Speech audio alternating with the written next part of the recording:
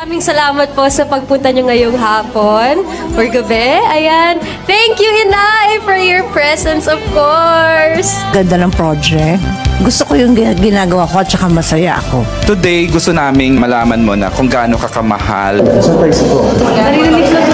tayo sa backstage. Nag-exit po kami sa taping pala dito. So, nagbalik Para mag-surprise. Hindi ko lang nakakaalam na ito, guys. You will be joined by the 4 lead stars of Pira-Pirasong Paraiso. Sobrang nakaka-starstruck po talaga si Inay Katrabaho. It would be Any actress's dream. Yung mga ginawa po niya dati, parang gusto ko pong makagawa ng ganun. So, maraming salamat po, Inay, sa pag-oo na makasama po kami. Isang karangalan po. Sabi ko sa yung apat, di ba?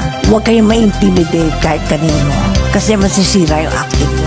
Kaabang-abang ang mga eksena, guys, sa Pira-Pirasong Paraiso. Kaya abangan nyo. Sabi ko, Lord, I want to be responsible again. Marami akong napapatawa, marami akong napapaiyak, marami nakakaintindi. Happy ako na, nandito pa ako.